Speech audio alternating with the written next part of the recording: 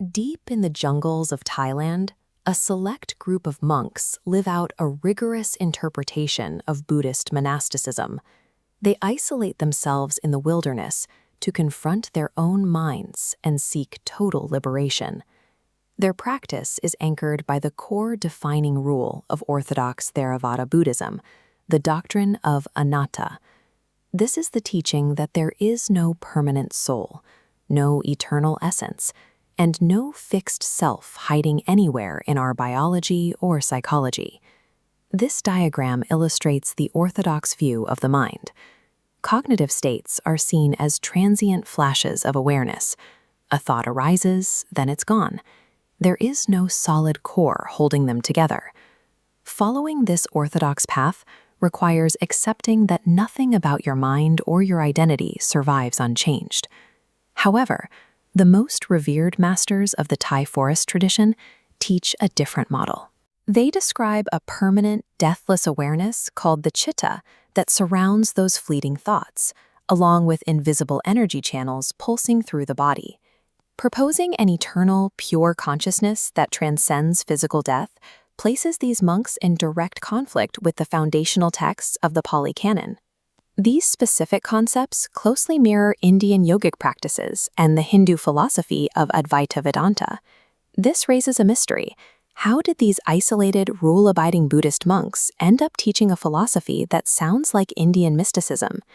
The historical origin of these practices begins with a monk named Ajahn Lee, who traveled to India in the 1930s to visit ancient Buddhist historical sites. During his long pilgrimage, he encountered Indian yogis performing severe physical austerities. Instead of asking for their secrets, Ajahn Lee used meditation to investigate the internal mechanics that allowed them to control their bodies. He realized these ascetics were manipulating prāṇa, the subtle breath energies flowing through specific channels in the body. Returning to Thailand, he developed Method 2, mapping this invisible pranic network directly on traditional Buddhist breath meditation. Students guided breath sensations down the spine, over the shoulders, and through central organs, mirroring the nadi currents of Ayurvedic medicine.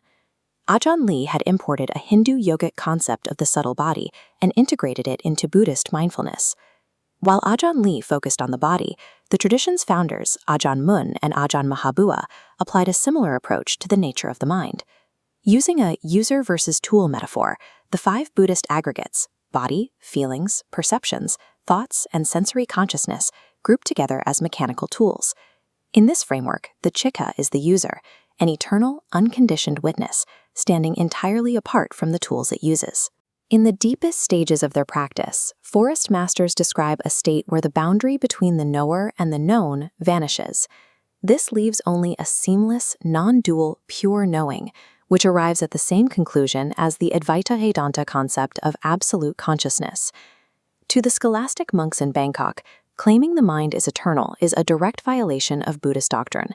These Indian-influenced ideas were remnants of older, regional traditions that had survived a massive institutional purge. In the 19th century, Thai elites modernized the state. They wanted their religion to appear rational and scientific to Western observers, so they stripped away local magical, tantric, and alchemical practices. As the capital enforced this sanitized orthodoxy, practitioners of the ancient esoteric traditions, the Borān Kammaṭṭhāna, retreated to the remote wilderness of the Mekong Basin. The Thai forest tradition provided a sanctuary for these marginalized trans-Indic practices. This led to a clash that continues today.